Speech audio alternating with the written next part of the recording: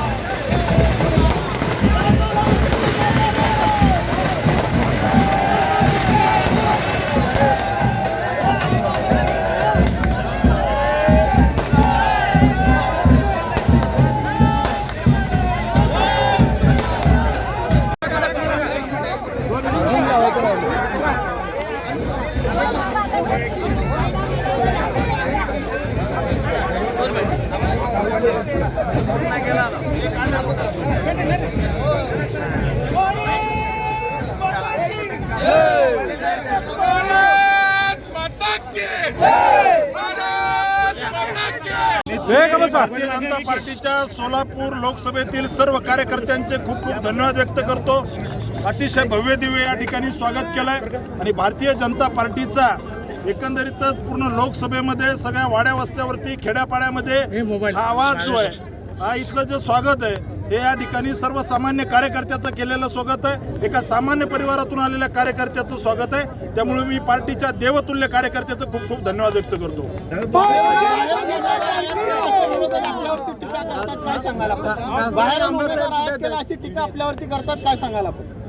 हे सगळं हास्यास्पद आहे।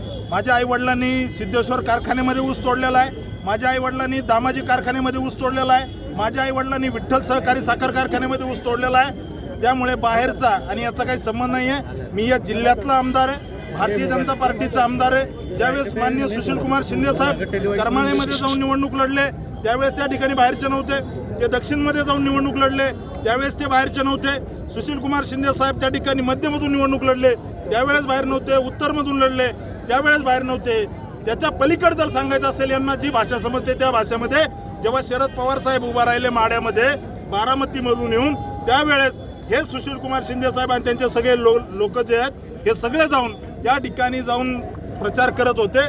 त्यामुळे माड्यामध्ये बारामतीमध्ये येऊन माड्यामध्ये उभं राहताना त्या ठिकाणी शरद पवार साहेब बाहेरचे नव्हते का याचं उत्तर त्यांनी द्यावं। आपका एजेंडा क्या रहेगा इलेक्शन को लेकर, आपका एजेंडा क्या रहेगा? निश्चित ही निवडणूक सोलापूरच्या विकासाची आहे। मागच्या 10 वर्षामध्ये सोलापूरमध्ये न भूतो न भविष्यते अशा पद्धतीचा विकास आमच्या दोन्ही खासदारांनी केलेला आहे। त्यामुळे निश्चित त्या ठिकाणी आपण जिल्ह्याच्या किंवा सोलापूर शहराच्या कुठल्याही भागामध्ये गेलो तर निश्चित मोदी सरकारने मागच्या 10 वर्षामध्ये जी विकासाची गंगा आणलेली आहे त्याची रेष पुढे ओढणं हेच माझं मी कर्तव्य समजतो।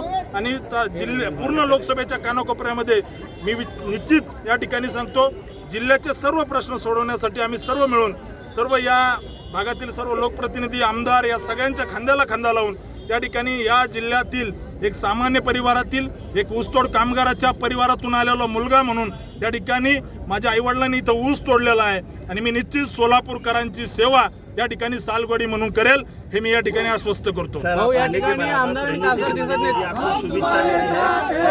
टिप्पणी भी किया इसके ऊपर आपका क्या कहना है? टिप्पणी करत असताना त्यांनी शिलके भाषेमध्ये टिप्पणी केलेली आहे। इसके बारे में आप क्या कहेंगे? येत्या 40 दिवसात माझा त्या ठिकाणी ताईंना प्रश्न आहे, जेव्हा सुशीलकुमार शिंदे साहेब करमाळ्यात लढले त्यावेळेस ते त्या ठिकाणी उपरे नव्हते का?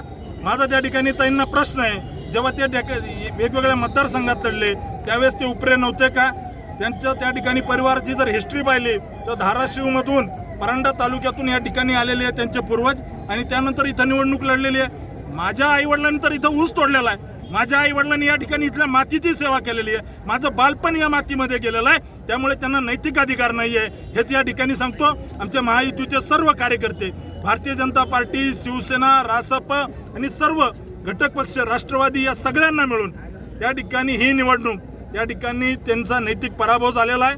येत्या काळामध्ये सोलापूरकर निश्चित त्यांना ज्याप्रमाणे त्यांचा दोनदा पराभव झालेला आहे, तीनदा पराभव झालेला आहे, चौथा पराभव भारतीय जनता पार्टी या ठिकाणी निश्चित महायुती म्हणून त्यांचा करेल हा मी विश्वास व्यक्त करतो। आपण तरुण आमदार आहात, जिल्ह्यात अनेक भाजपचे ज्येष्ठ नेते, त्या सर्वांना सोबत घेऊन चालण्याची निश्चित सर्व नेत्यांचे आशीर्वाद घ्यायला मी सर्वांच्या घरी जाणार आहे। त्या ठिकाणी सगळ्यांचे आशीर्वाद आहे, सर्वांशी बोलणं झालेलं आहे आणि मला विश्वास आहे, मला त्या ठिकाणी त्यांच्या मुलाप्रमाणे ते सर्व ज्येष्ठ नेते प्रेम देतील आणि निश्चित त्यांच्या मार्गदर्शनामध्ये या लोकसभेमध्ये विकासाची गंगा आणू हा विश्वास व्यक्त करतो।